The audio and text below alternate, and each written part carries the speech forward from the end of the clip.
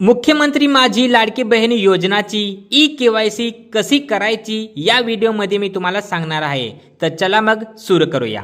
सर्वप्रथम तुम्हाला काय करायचे आहे, ई-केवायसी करण्यासाठी गूगलमध्ये जायचं आहे आणि गूगलमध्ये सर्च करायचे आहे ladkibahin.maharashtra.government.in. ठीक आहे. साईटमध्ये मी तुम्हाला देत आहे, असं नाव लिहून तुम्ही सर्च करा गूगलमध्ये. तेव्हा तुम्हाला ही वेबसाईट दिसेल ओरिजिनल. ठीक आहे, ओरिजिनल वेबसाईट दिसेल जिथं लिहिलेलं आहे ladkibahin.maharashtra.government.in असं लिहा वरती दिलेलं आहे. आणि या वेबसाईटवरती क्लिक करून तुम्ही इथं जाऊन लाडकी बहिणीची ई-केवायसी करू शकता. ठीक आहे, तर असं करायचं आहे. याच्यावर क्लिक करायचं आहे.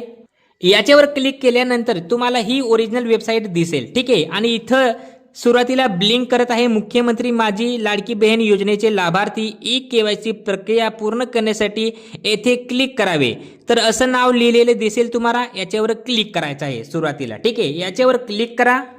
त्याच्यावर क्लिक केल्यानंतर असा पेज तुम्हाला दिसेल. इथं लिहिलेलं आहे ई-केवायसी मुख्यमंत्री माझी लाडकी बहीण योजना आणि इथं आहे लाभार्थीचा आधार क्रमांक टाकण्याचा ऑप्शन. ठीक आहे, तर इथं काय करायचं आहे, जो लाभार्थी आहे, जी लाडकी बहीण आहे, तिचा आधार क्रमांक इथं टाकायचा आहे. आधार क्रमांकावर OTP येईल. ठीक आहे, तर आधार क्रमांक टाकायचा आणि मोबाईल समोर ठेवायचे, OTP येईल.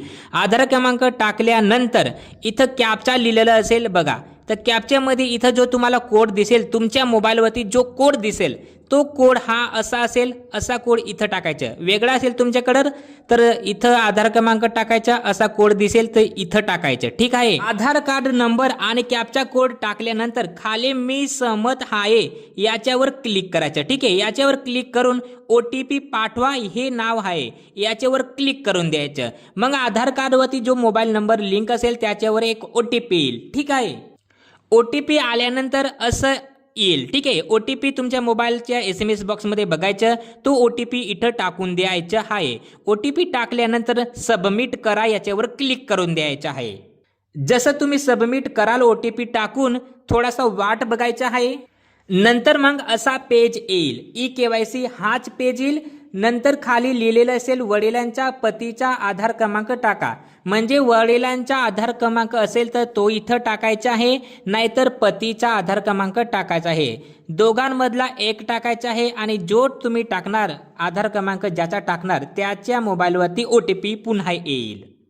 म्हणजे वडिलांचा आधार क्रमांक टाकणार तर त्याच्यावर जो मोबाईल नंबर लिंक आहे त्याच्यावर OTP येईल आणि पतीचा टाकणार तर त्याच्यावर OTP येईल. ठीक आहे, तर इथं आधार क्रमांक टाकून द्यायचा आणि इथं जो कॅप्चा लिहिलेला आहे, इथं जो नंबर दिसेल तुम्हाला तोच नंबर इथं टाकून द्यायचा आहे. वरती सर्व टाकल्यानंतर खाली मी सहमत आहे याच्यावर क्लिक करा आणि OTP पाठवा याच्यावर क्लिक करून द्यायचे आहे. मग तुमच्या मोबाईलवरती OTP येणार. वडिलांचा आधार क्रमांक टाकणार तर त्याच्या मोबाईलवरती येणार, पतीचा आधार क्रमांक टाकणार तर त्याच्या मोबाईलवरती येणार. OTP आल्यानंतर इथं OTP टाकून द्यायचे आहे आणि सबमिट करा याच्यावर क्लिक करायचं आहे. नंतर तुमच्याकडं असा पेज येईल.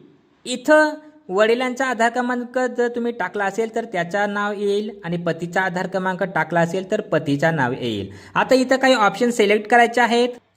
जसं की इथं लिहिलेलं आहे ते तुम्ही सर्वात प्रथम वाचून घ्यायचे आहे, त्याच्या अनुसारच इथं निवडायचं आहे. मी तुम्हाला शॉर्टकटमध्ये सांगून देतो. इथं निवडा शब्द आहे तर निवडामध्ये क्लिक करायचं आहे आणि इथं क्लिक करून तुम्हाला 2 ऑप्शन येतील, होय किंवा नाही. जर तुमच्या घरात कोणीही नोकरीला नसेल, कोणीही रिटायरमेंट नंतर पगार घेत नसेल तर तुम्हाला होय शब्द निवडायचा आहे. लक्षात असू द्या मी काय सांगत आहे. जर तुमच्या घरात कोणीही नोकरीला नाही, कोणीही रिटायरमेंट नंतर पगार घेत नाहीत तर तुम्हाला निवडामध्ये होय शब्द निवडायचा आहे. आणि नोकरीला असेल तुमच्या घरात कोणी, रिटायरमेंट नंतर कोणी पगार घेत असेल तर तुम्हाला इथं नाही शब्द निवडायचं आहे. असं 2 ऑप्शन येते, होय किंवा नाही. जर कोणीही नोकरीला नाही आहे तुमच्या घरात तर होय शब्द निवडायचा आहे आणि कोणी नोकरीला असेल तर नाही शब्द निवडायचा आहे. नंतर इथं वरती जात प्रवर्ग ऑप्शन मिळेल. इथं पण निवडा ऑप्शन येईल. वरती बघा जात प्रवर्ग आहे तर इथं तुमची जात निवडायची आहे.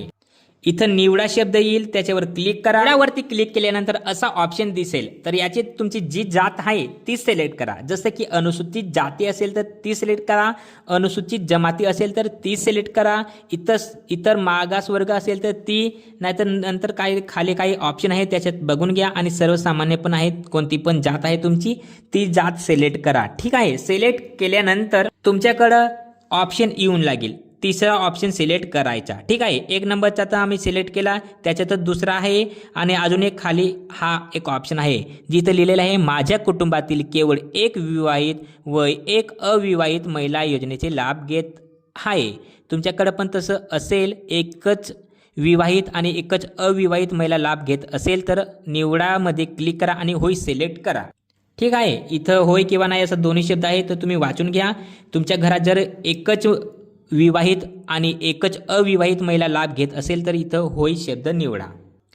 हे तिन्ही ऑप्शन सिलेक्ट केल्यानंतर कोपऱ्यामध्ये टिक मार्कचा ऑप्शन येईल, बॉक्स येईल, त्याच्यावर क्लिक करा, टिक मार्कचा ऑप्शन होऊन जाईल. ठीक आहे. फक्त बॉक्स येईल, त्याच्यावर क्लिक करा, टिक मार्कचा ऑप्शन करा आणि इथं सबमिट करा असं नाव लिहिलेलं आहे, तर सबमिट करून द्यायचं आहे. ठीक आहे.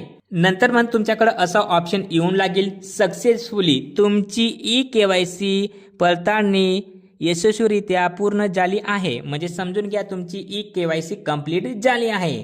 असं तुम्ही ई-KYC करू शकता माझी लाडकी बहीण योजनेची. ठीक आहे. लवकर करा, व्हिडिओला लाईक करा, चॅनलला सबस्क्राईब करून जा.